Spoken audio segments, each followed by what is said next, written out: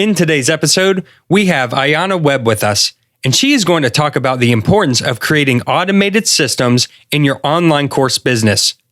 You will also get to hear why teaching in-person training can help your online course curriculums, how having a mentor can propel you much farther along in your business, and what metrics to pay attention to when you begin running ads. And now, on with the show.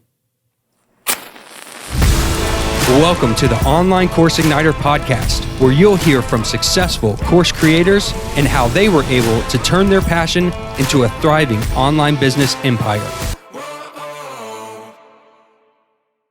Hey everyone, thanks for checking out the podcast today. We have a special guest, Ayanna Webb, with us, and she is just an amazing marketer and just really good into automation and ads and online course creation. And I'm just so excited to have you on the podcast today. How are you doing?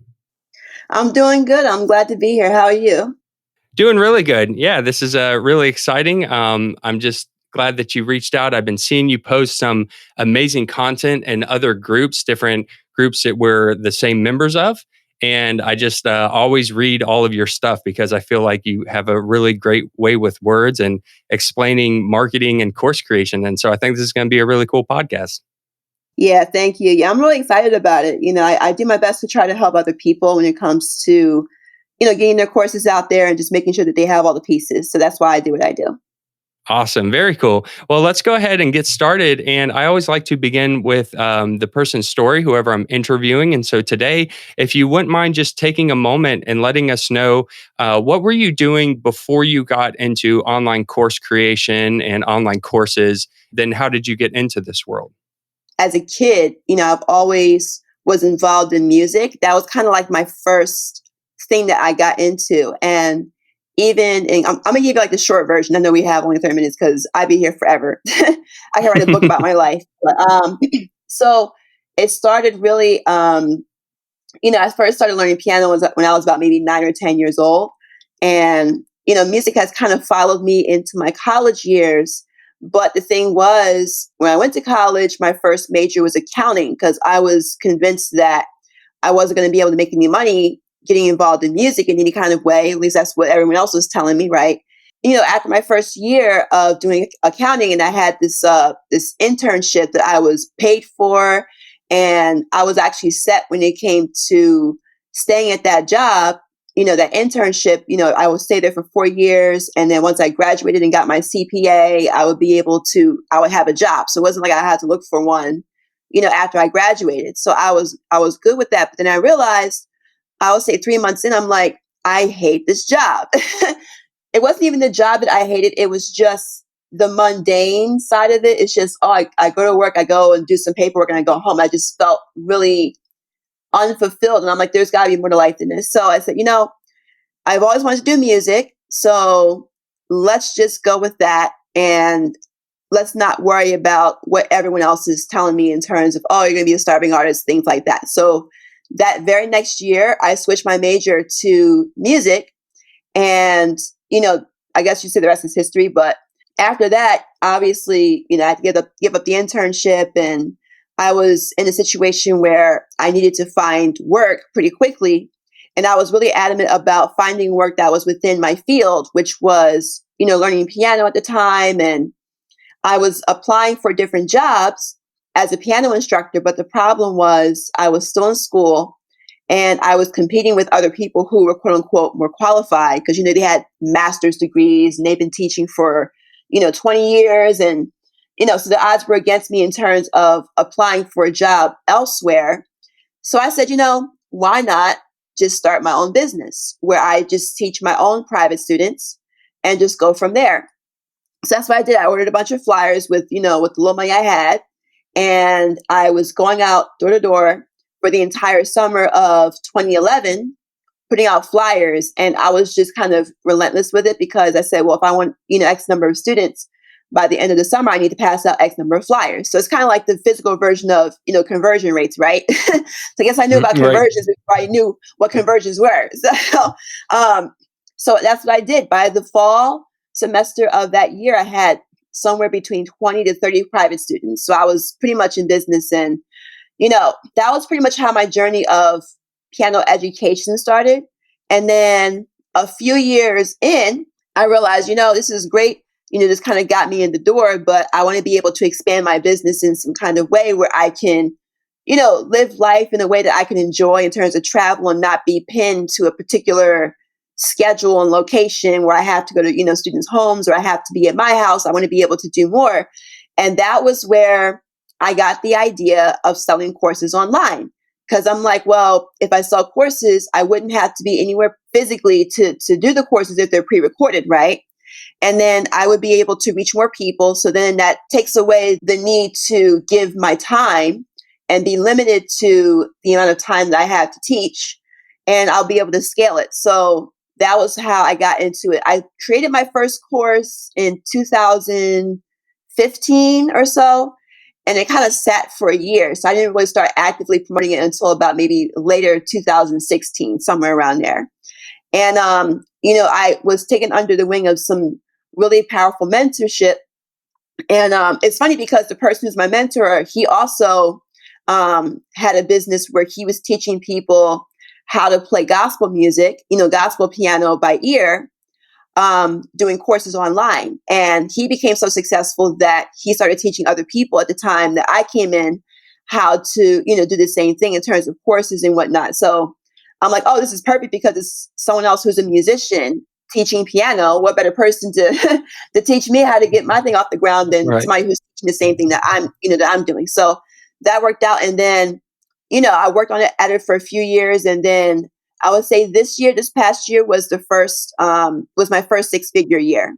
So I'm really excited about that. And then I guess it was like a natural progression where people were starting to, catch on to what I was doing. And now I got people asking me to help them, with their courses and, helping them market their stuff. So that was how I got into my second business. So the first business I meant to say this, is called the Musical Web. That's where I have my piano courses under.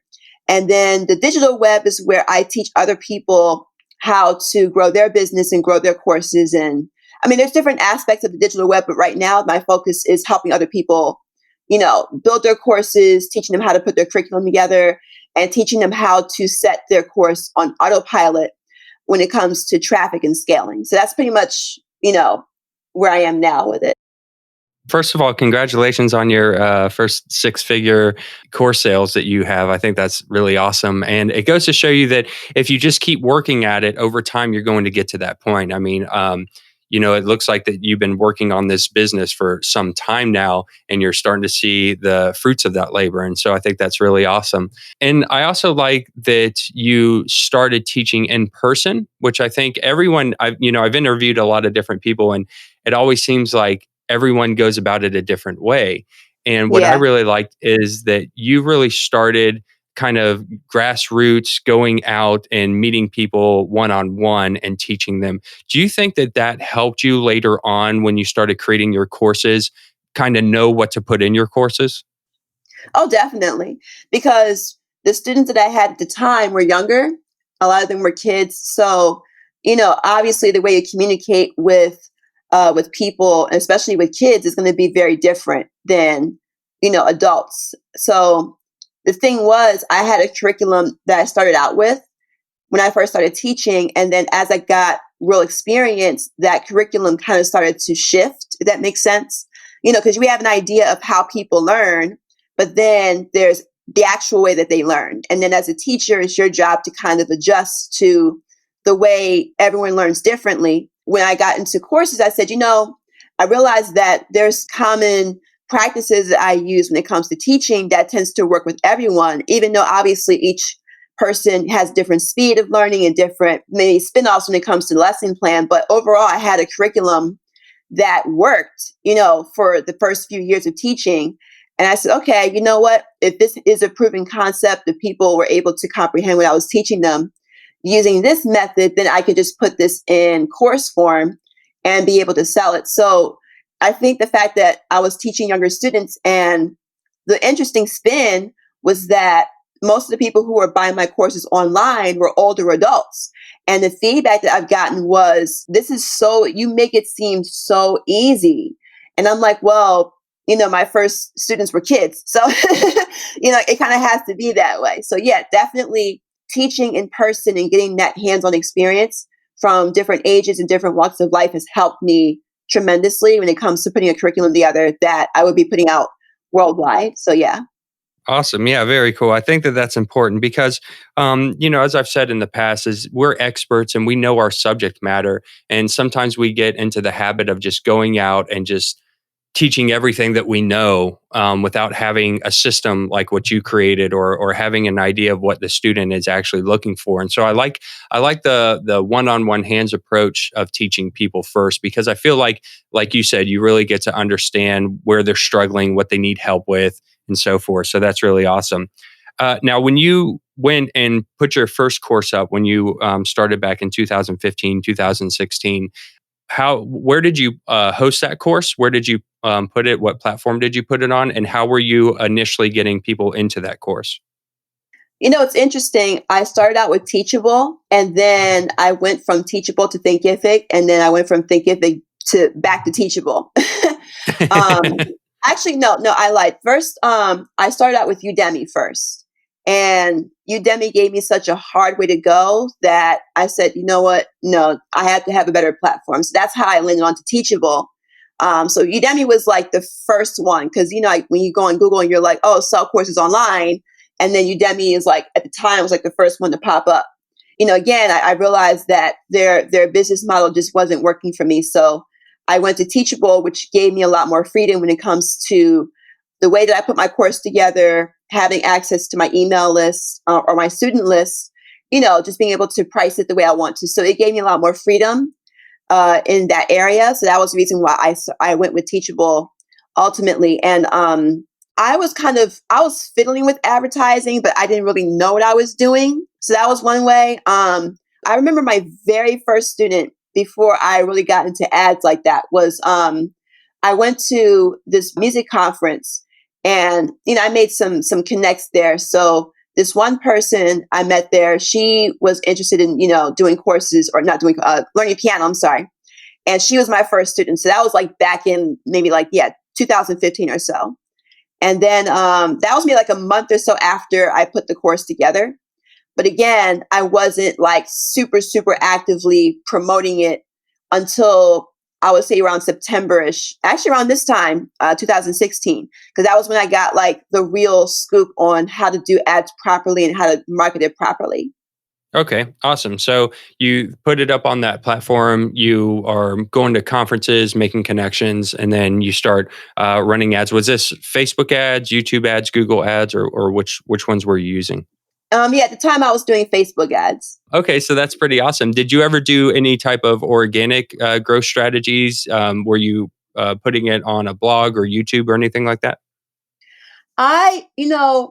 Whatever organic strategies I was using at the time, I wasn't really too invested in it because I know that organic marketing takes a lot of work.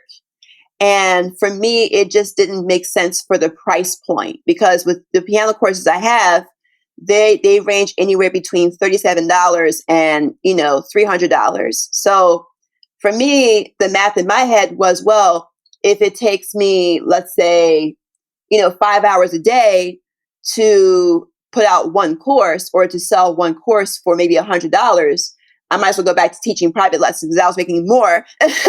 You know what I mean? Yeah, right. That way. So that was the big reason why I didn't put too much time into organic because it just didn't make any sense. And that's the reason why I said, you know what, let's just do the ads, part of it because then I can automate the traffic. I can save myself some time. So as far as organic, I mean, when it comes to organic, the only thing I do organically is like the digital website because it just makes more sense if I'm getting coaching clients who are paying me, a higher ticket. For me, that's what makes more sense when it comes to doing anything organic because I'm getting a higher return on that against the time that it takes for me to market it. Right. All right. Okay, cool. And when you were running ads, were you running them straight to your sales page for your course, or were you doing any kind of opt in or freebie or anything like that? At the time, I started out with a lead magnet. So the way it was set up was, the conversion was set to the signups. So I was getting maybe like $1.50 per sign up, which is actually pretty good. And then what I would be advertising is a free video saying, hey, I have this 3-step video to teach you piano, et cetera, et cetera. And then what would happen is when they sign up, it takes them to what's called the video sales letter. So the video sales letter, we call VSL, it gives them the 3 strategies that I promised in the freebie, right, or in the ad. And then the second half of that video is what promotes my course, which at the time was like my $99 course, which goes over the fundamentals of learning piano. So that would be kind of like, the idea is to build an email list and then let the low-hanging fruit, the people who would buy my course outright, to offset the ad cost. So that was kind of like the formula. And then what I would do is once they purchase the course, then I would upsell them into my membership program, which is where the real sustainable money and the sustainable profit comes from. Okay. And when you say membership, you mean a monthly recurring membership? Yeah, it'll be monthly recurring, like $29 a month type of thing. Okay. And is that system that you had, obviously it worked out to get you to where you are now. Is that the same system you're using now, or have you changed it? I switch back and forth. I don't really stick to one funnel because obviously algorithms change and just, behavior changes. So what I'll do is, and also the platforms change, because I realize that sometimes, one funnel may work on one platform and another funnel may work on another platform. So it's good to have options. So I switch between that one. And there's another one that I've been working on, which actually worked really well, is I call it a tripwire funnel, where instead of sending them to a freebie and then sending them to a $100 product, what I would do is in the ad, I would offer a $37 starter kit course, which is really just the first 2 modules of my full course, right? So what I would do is I would advertise the Tripwire course right in the ad. So I would do a video ad saying, hey, I have this starter kit course for piano, those who want to learn piano in as short as a week, or want to learn sight reading in as short as a week. I have this starter kit course that's instantly accessible. If you want to enroll, you can enroll today for $37, And then what they'll do is they'll go straight to checkout. Sometimes I'll send them to the sales page, but if I'm selling the course on the ad, for the most part, I'll just send them to checkout. And then from there, once they purchase, then I would, do the same thing where I would upsell them into the membership program. Hello, course creators. Are you struggling with marketing and selling your online course? If so, then head over to our free community where successful course creators are ready to help you create, market, and sell your expertise. Go to onlinecourseigniter.com/community now to join. That's onlinecourseigniter.com/community. So let's move into talking a little bit more about some of this automation that you know how to do. So we were talking beforehand, and you said automation is a big part of your business. So thinking back to, say, the people who are just getting started on their course creation journey, or maybe they have some courses and they have some sales, but they don't have automation implemented yet. Can you talk a little bit of the importance of automation and some things that you're doing in your business to automate your business so that you can alleviate a little more of your time and focus more on the important tasks? Yeah, definitely. I think that a lot of people get sold on this idea that, oh, if you do courses online, you'll be able to scale your income and you'll be able to, because a lot of coaches, what they're doing now is they realize that they've been sold on this idea that, oh, you can make, quit your job and you can make 10K months and 20K months, but no one gives them the fine print that, hey, you have to maintain a certain number of clients and you have to put in X number of hours a day to make that 10K per month or 20K per month, right? And then once they realize that they've basically quit their 9-to-5 job just to put themselves into yet another 9-to-5 job, which is their own business.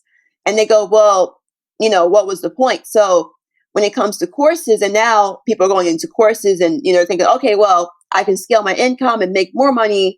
And then they don't realize that once they get into courses that they still have to put in time to promote the course, right? So their time goes from doing client work to, like I was mentioning before, having to spend time to promote their course organically because they've been told, oh, you have to sell the course organically in order to validate, your course topic, which I understand that, but there are automated ways to do that too, right? Yeah, you may be making more money or maybe not, but still you're spending hours a day having to go into Facebook groups and having to build your email list and having to, you see what I'm saying? So the limit of time that it takes that you have to promote that also limits your ability to scale your income, even when it comes to courses, right? So that's the reason why I say if you're putting a course together, you definitely want to consider automating your traffic, because then not only do you free up your time from having to do the work yourself, but those tools like Facebook ads, like YouTube ads, even other ad platforms like Pinterest and LinkedIn, which I haven't really explored yet. But the point is, those platforms and those tools are able to carry a much bigger load for you than what you'd be able to do yourself. There's no way that I would be able to scale my business 6 figures if I didn't automate my traffic. And even when I was making that 6 figures, I didn't have to spend a single minute of my day having to promote it because I had this ad that was running for me and that was making sales for me because I didn't have to physically be there to even make the transaction. People were just doing it on their own. So I didn't really have to be hands-on when it came to organic marketing. I was able to go out and, have coffee. Well, I don't drink coffee, but you get what I'm saying. I can run errands. I can, Right. chill at home and watch TV or even, travel. I just came back from Traffic and Conversion Summit. And even when I was there, I was still making money, even when I wasn't actively promoting anything. So that's the reason why automation is important, because the whole idea of the key to scaling is for that scalability to not be dependent on the amount of time that you have to take to promote your course or promote your products organically. So that's the reason why I advocate for automating traffic, but not just the traffic part, but also the business model too. So that's where courses come in, where I know there's some people who prefer doing live courses, which is fine. But if you want to really scale, you definitely want to have some kind of pre-recorded product where people can kind of just go through it on their own and it doesn't require you to tend to it. So automation from the traffic side and automation from the business model side can really help you scale. Okay, awesome. So you hit a little bit on, the importance of running ads, which kind of helps automate your revenues and your sales. What other components of automation should an online course creator have in their business? What are some other aspects you feel would be important to automate so that you can do some of the things that you're talking about? I'm glad you asked that because I was just kind of focusing on the front end part, but definitely the back end too. So when it comes to if you're building an email list, and especially if you're building a buyer list from your ads, you definitely want to have the email follow-up part of it automated too. So there's programs that allow you to do that. I think MailChimp is kind of starting to get into automation, but the folks that I use is Keep. They were, formerly known as Infusionsoft, but I know that there's other platforms like HubSpot. I think there's ActiveCampaign, there's MailerLite. So there's a lot of email marketing platforms that allow you to set up automated email follow-ups. And one thing to keep in mind is that as people go through your automated follow-up, when I say automated follow-up, I mean like when they sign up for your freebie, in the ad, they should automatically be added to a sequence of emails that they'll get over time based on the time and the day that they sign up to your form, right? So it'll automatically be set to that person's customized day and time that they enter into that funnel or enter into that follow-up. And to take things a step further, you want to have an email follow-up that's interactive and will send them content based on their behavior, right? So I don't think a lot of people really spend too much time doing that. I think a lot of people, they just send them to like, oh, here's a 3 to 5 email follow-up, right? And everyone gets those same 3 to 5 emails within the same window of time after they sign up. But to take it a step further, if you see that someone is interacting with your emails a certain way, then you might want to send them other content based on their level of interaction. Like, for example, you may want to, this is what I learned too, is that you want to reward them for consuming your content, or if they're not consuming your content, you want to send them like, email reminders and say, hey, I noticed that you haven't checked out the video or checked out my X, Y, and Z. I want to re-invite you to check it out, this, that, and the third. So there's automated ways to do that as well. That way you won't have to keep track of, oh, who opened this email and who clicked on that email.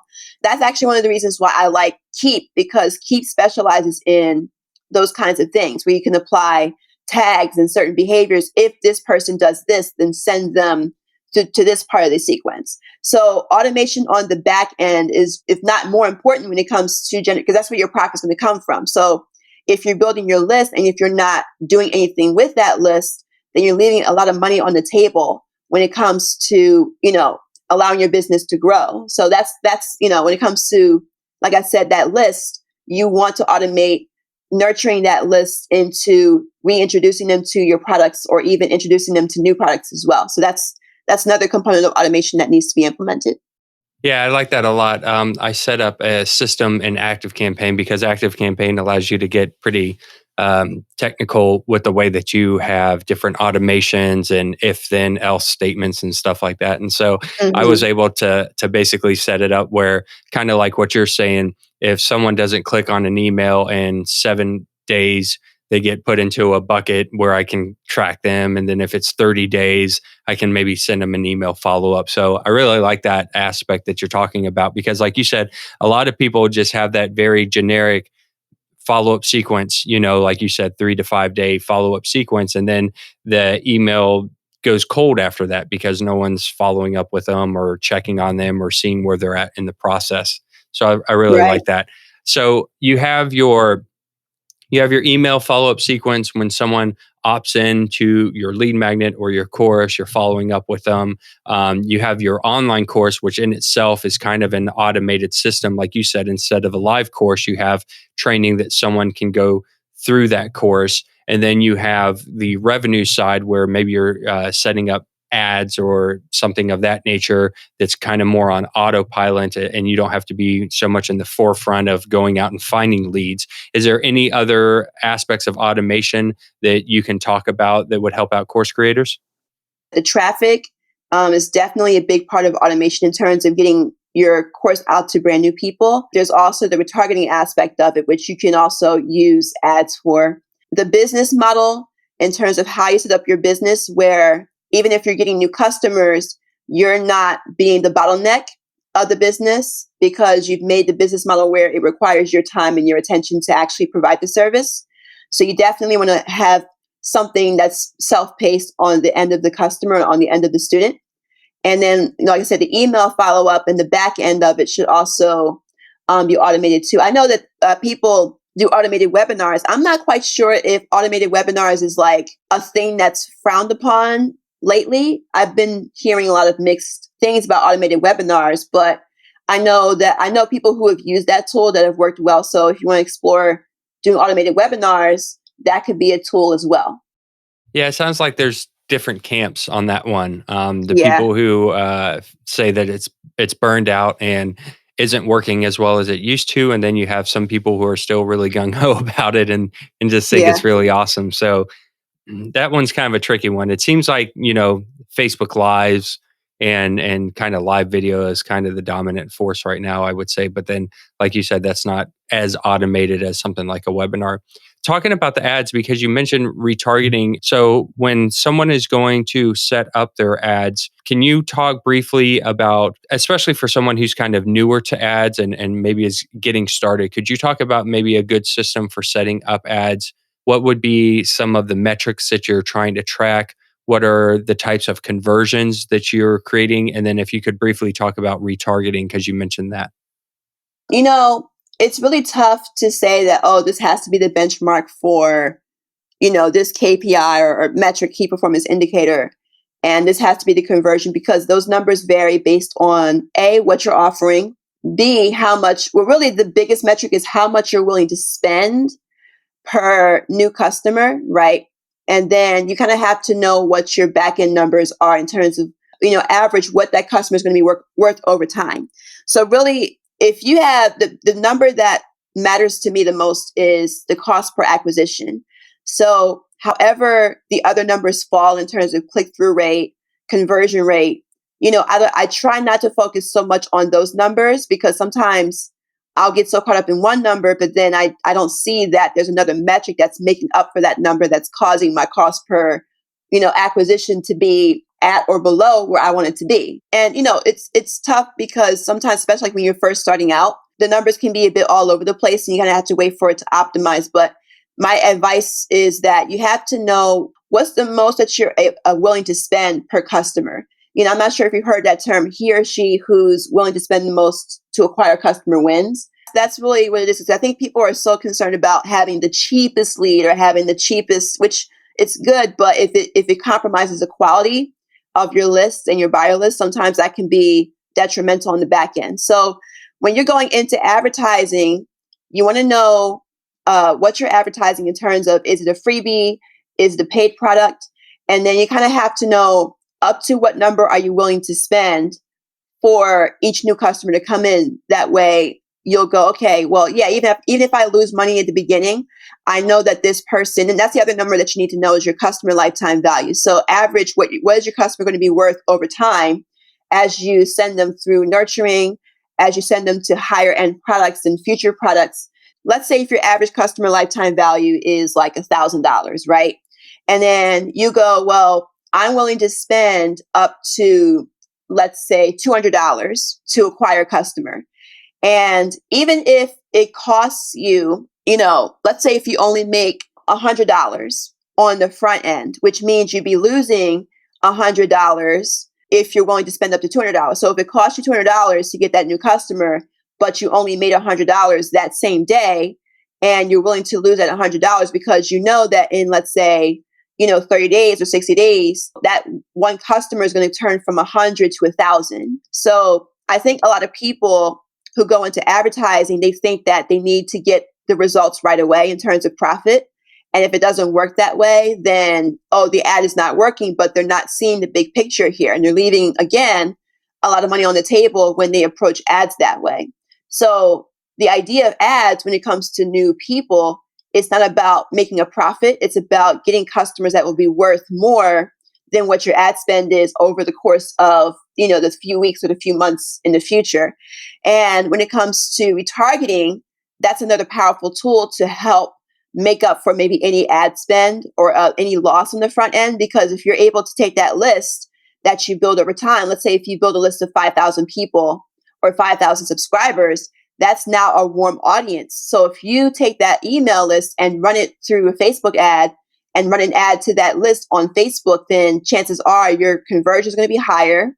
Your chances of getting a profit is going to be much higher because these are people who are not new to you. They're familiar with your products and there's a higher chance for them to buy your stuff versus someone who's just coming off the street.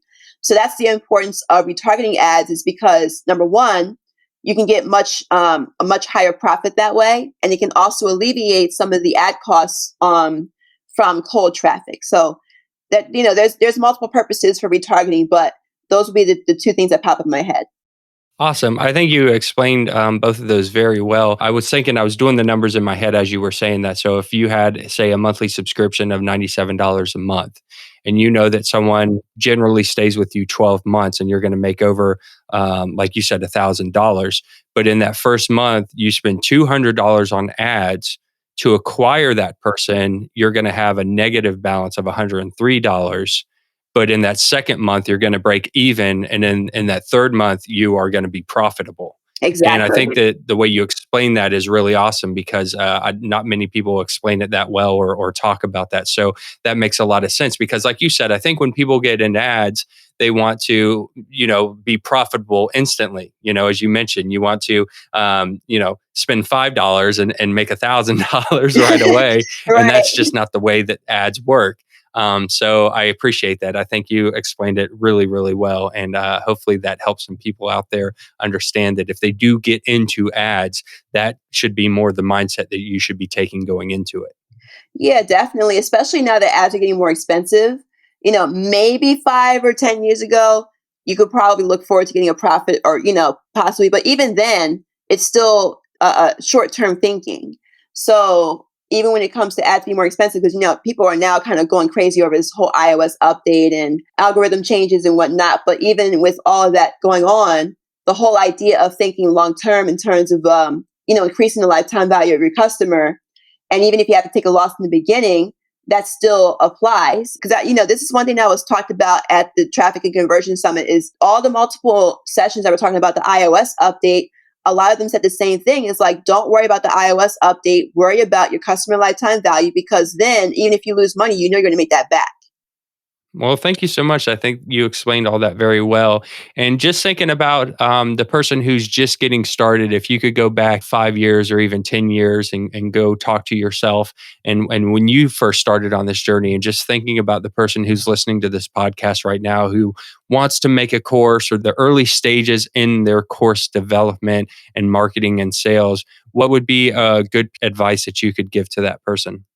Definitely do your research, find a mentor, because that was one thing that really changed in my situation. Don't go alone, because you'll end up losing a lot more money. You think that you're saving money, not hiring someone to help you, but the reality is, by not hiring someone or not investing in some level of help, you're actually losing more money than you would be if you were to just get that help and save yourself some time and get your results sooner. So that would be like the number one advice that I would have. Awesome. I love it. And just thinking about your future business going forward, where do you see yourself in the next couple years, 5 years or 10 years? That's a good question. Well, I would say definitely my goal is to hit 7 figures. That's my next goal in the next 12 months or so. So I'm really looking forward to that. Well, you're going to do it. I know it. You're putting out some great content, and I would love for everyone on the podcast to come check you out and see what you got going on. And so where can they do that if they want to find out more about you? Absolutely. So my website is thedigitalweb with 2b's.com. So TheDigitalWebb.com. On there, you'll get to see a lot of resources. And I even have a blog on there on how to, grow your business. But for those who want to get into courses, I do have a couple of options on there, like some courses. There's one I just released called the Automated Course Creator that goes over everything that I just discussed in terms of how to put your course together, but also how to market your course in a way where your traffic is automated, your business model is automated, and your email marketing is automated. So that course goes over all of that step by step. Okay, cool. Yeah, I was looking at your website before we got on the call, and it's a great website. There's a lot of good content on there. It looks like you've got your blog, you've got courses, and you even provide some coaching. And so it sounds like if someone wanted to work with you, they could do that too. Yes, absolutely. So if you go to the coaching tab, if you want to get someone to help you, which would be me, you can always go on there. There's a form on there where you can schedule a call. So that way we can do a free, consult, and then we can see if we're a good fit, and then we go from there. Perfect. Well, thank you so much for coming on the podcast today. I think this has been a wealth of information, and I just appreciate your time and sharing all your knowledge with the listeners out there. Thank you. Thank you so much for having me again and inviting me on here as well. Thank you so much for joining us today, Ayanna. You can find out more about her and her business by visiting thedigitalwebb.com, or you can get the show notes of this episode along with links and resources by visiting onlinecourseigniter.com/53. Talk to you soon. Thank you for tuning in to the Online Course Igniter podcast. Make sure you subscribe wherever you're listening so that you don't miss an episode. If you would like to learn more marketing strategies and how to sell your online course, then also check out our free community where we share tips, tricks, and tutorials at onlinecourseigniter.com/community.